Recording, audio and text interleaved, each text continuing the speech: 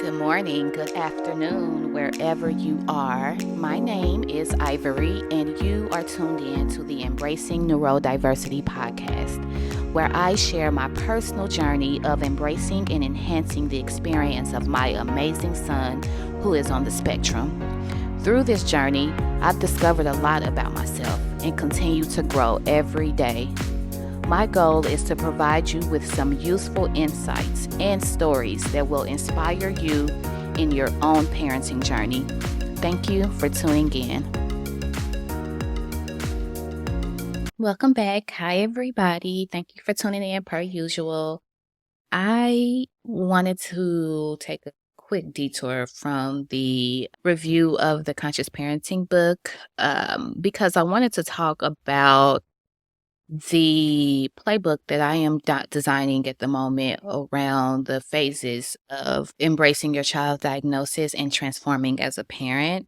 In all of my readings and research and in my experience as an educator, one of the things I've learned that with any change, there is a cycle of grief that happens, right? Whether the change is good or the change is bad. And there are phases that we experience, and for some of us, we stay in one phase longer than the other. But what I've gathered, particularly in this experience that I am having as a mother to a child on the spectrum, is that we're all in different places on the journey, and we should be okay with the journey that we are on and not compare ourselves to others, to other parents who may seem on the surface that they have figured it out, or they are capable of raising their child and are perfect parents. Most things are an illusion, so it's really important for us not to compare ourselves to that. It's also really important for us to celebrate when we feel we are doing it right? Whatever right looks for us in terms of what is in alignment and what's best for our child. My indicator of when I know that I'm doing it right is when my son is happy and whole and he's smiling, he's active and he's healthy, right? I think those things are fundamentally important. But that's not what this particular episode is about. This episode is about highlighting the 3 common phases that about when you are on the journey of an autism parent, right? And so phase 1 is the discovery phase. This is the phase where maybe you've had thoughts, inkling about it. Maybe your gut or your instincts were kind of telling you that maybe your child was on the spectrum or a little different. But when you finally get the confirmation and you have discovered that this is the reality, you embark on a journey within that phase in itself. For some of us, that discovery phase can feel relief because we were curious, but now we have confirmation. For others, it's confusion because you're where do I go from here? Like, this is new for me. How do I approach this? For others, it is despair and grief because you have no concept of what this actually means, what autism is, and you're scared. For some of us, it is fear because you're worried about how the world is going to treat your child, right?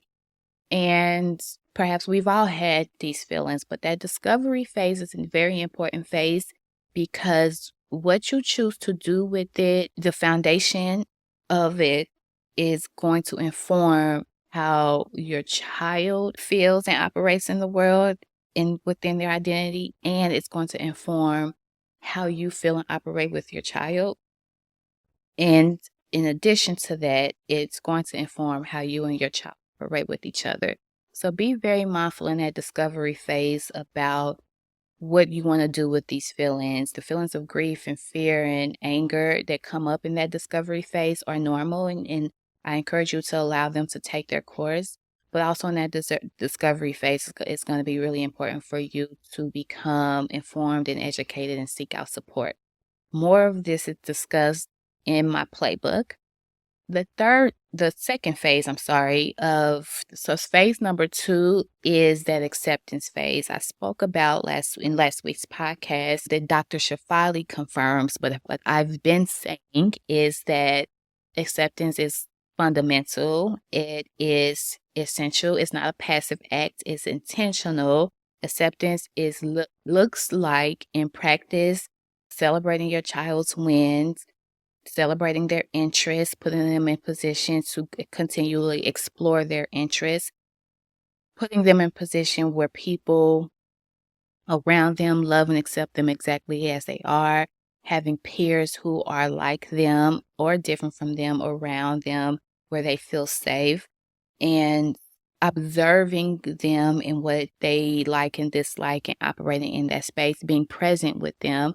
Acceptance also looks like doing your inner work to accept yourself and constantly question the social constructs and social messages that we've been taught. So phase 2 is important in the sense that now that I know, and maybe now that I have more education around this, what can I do to make this a fundamental part of our lifestyle that actually enhances and transform both myself and my children into better human beings, as opposed to this being something that we perceive as a burden? That's phase 2. And then there's phase 3, and that's the phase of embracing, which is why I call my company Embracing Neurodiversity, because embracing is the place that you want to get to. It's not simply knowing and understanding your child and their learning difference. It's not just about accepting and celebrating, but it is about fundamentally believing things are exactly as they should be, and that you wouldn't change anything, that there's nothing that is fundamentally wrong with your child, that there's no other human being that is more superior or inferior to your child, that everything happens for us and not to us, and that difficult moments and moments of hardship exist to educate us and to perhaps hold a mirror up to us for the things that we need to heal. And this is an ongoing journey, right? Some days we don't get it right. Embracing also about boundaries. It is about fundamentally shifting your mindset to see this as an opportunity to grow. So these are 3 phases that I deem to be a huge part of the parenting journey when it comes to raising a child who is on the autism spectrum or neurodiverse in any other way. In my playbook, I talk about these things more in depth. I give practical tools on what you can do to stay the course. There are writing prompts and activities in there around how you can unpack fixed mindsets, how you can really unpack how you really fundamentally feel about your child and the dynamic that you have between you and your child.